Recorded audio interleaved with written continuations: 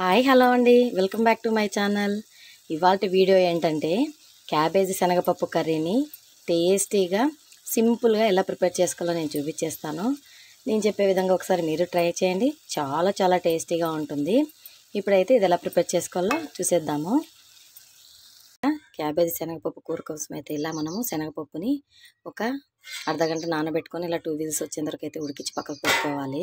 Next క్యాబేజీని ఇలా సన్నగా cut చేసుకొని ఒకసారి నీట్గా వాష్ చేసి ఇలా వాటర్ని అయితే స్ట్రైన్ చేసి పెట్టుకోవాలి.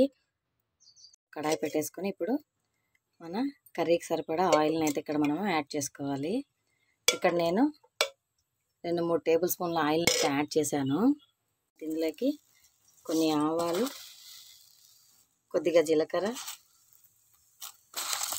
కొంచెం ఉద్దిపప్పును వేసి ఇవి కాస్త చిటపట్లాడనివ్వాలి. లాడిన తర్వాత ముందుగా కట్ చేసి పెట్టుకున్న ఉల్లిపాయ ముక్కలు, కరివేపాకు, పచ్చిమిరపకాయ ముక్కలు అయితే ఇందులో యాడ్ చేసుకోవాలి. ఇప్పుడు ఇది కాస్త ఫ్రై అయిన వరకు అయితే మనము ఉల్లిపాయ ముక్కలు మగ్గిన వరకు అయితే ఇలా ఫ్రై చేసుకోవాలి. శనగపప్పు కూర అయితే మా అమ్మ చాలా బాగా వండుతుంది. ఈరోజు ఎందుకో నాకు మా అమ్మ చేసే స్టైల్లో అయితే నాకు శనగపప్పు క్యాబేజీ కర్రీ చేసుకొని తినాలనిపించిందండి. సో అందుకోసమైతే నేను ఇక్కడ శనగపప్పు క్యాబేజీ కర్రీని అయితే ఇవాళ వండుతున్నాను. ఈ కర్రీ టేస్ట్ అనేది మనకి as it is non veg తింటే ఎలా ఉంటుందో ఆ టేస్టే ఉంటుందండి. మా మమ్మీ చాలా బాగా వండుతుంది. మా మమ్మీ ఇంకా ఇందులో పచ్చి కొబ్బరి ముక్కలు కూడా వేస్తుందండి లాస్ట్లో. చాలా టేస్టీగా ఉంటుంది. నేనైతే ఇప్పుడు వేయట్లేదు, నా దగ్గర ప్రస్తుతానికి పచ్చి కొబ్బరి అయితే లేదండి. ఇలా ఉల్లిపాయ ముక్కలు ఫ్రై అయిన తర్వాత 1 టేబుల్ స్పూన్ అల్లం వెల్లుల్లి పేస్ట్ అయితే మనము యాడ్ చేసుకోవాలి.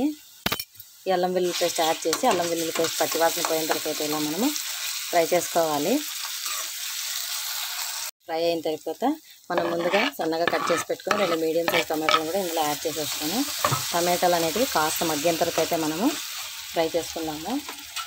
ఇప్పుడు ఇందులో మనము రుచికి సరిపడా ఉప్పు, అలాగే ఒక 1/2 టేబుల్ స్పూన్ పసుపును కూడా యాడ్ చేసుకున్నాము. ఇప్పుడు ఈ టమాటాలు అనేటివి కొంచెం మగ్గేంత వరకు అయితే మనము ఇలా ఒకసారి కలుపుకొని మగ్గించుకోవాలి. కాస్త మగ్గాయండి. ఇప్పుడు ఇందులో మనం ముందుగా కట్ చేసి పెట్టుకున్న క్యాబేజీని మొత్తము యాడ్ చేసేసుకోవాలి. ఇప్పుడు ఈ క్యాబేజీ మొత్తము అంతా ఇలా మిక్స్ అయ్యేలాగైతే ఇలా మొత్తము ఒకసారి మిక్స్ చేసేసుకుంటే మనకి చక్కగా అంతా మిక్స్ అయిపోతుంది. మా మమ్మీ మసాలా కర్రీస్ చాలా బాగా చేస్తుందండి. మా అమ్మ చాలా టేస్టీగా చేస్తుంది. నేను పెళ్ళి కాకముందు వంట చేసేదాన్ని కాదండి. సండే అలా వచ్చినప్పుడు మా అమ్మ వంట చేస్తుంటే అలా కిచెన్లో నిలబడి చూస్తుండేదాన్ని. అలా చూసే నేను నేర్చుకున్నాను. ఇలా అంతా మిక్స్ చేసేసుకొని ఇప్పుడు దీన్ని మూత పెట్టుకొని ఆ క్యాబేజీ మగ్గేంత వరకు అయితే మగ్గించుకోవాలి. మూత తీసి చూస్తే మన క్యాబేజీ అయితే ఇలా చక్కగా అంతా మగ్గింది కదా.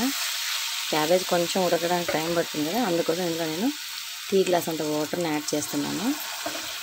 టీ గ్లాస్ అంత వాటర్ యాడ్ చేసేసుకొని మొత్తం అంతా ఒకసారి ఇలా కలిపేసుకొని మూత పెట్టి ఇంకో 5 నిమిషాలు మనం మగ్గించుకోవాలి. ఇప్పుడు మూత తీసి చూస్తే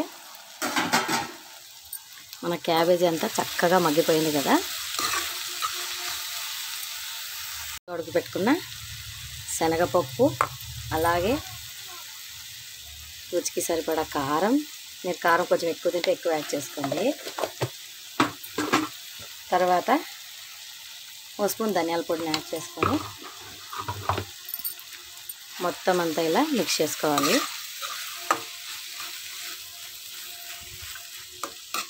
ఇలా మనం వేసిన ఉప్పు, కారం, ధనియాల పొడి అంతా ఇలా క్యాబేజీలో మిక్స్ అయ్యే విధంగా అయితే మిక్స్ చేసుకొని ఈ స్టేజ్లో మీరు కొంచెం గ్రేవీ లాగా ఏమైనా కావాలనుకుంటే కొద్దిగా వాటర్ని యాడ్ చేసుకోండి. మీకు కొంచెం గ్రేవీ లాగా ఉంటుంది.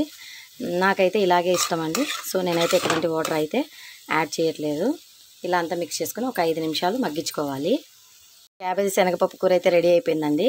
ఫైనల్గా ఇలా కట్ చేసి పెట్టుకున్న కొత్తిమీరని జల్లేసుకుంటే టేస్టీ క్యాబేజీ శనగపప్పు కూర అయితే రెడీ.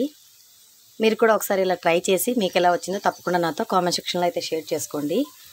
ఈ వీడియో కనుక మీకు నచ్చినట్లయితే లైక్ చేయండి, షేర్ చేయండి, సబ్స్క్రైబ్ చేసుకోండి. బాయ్.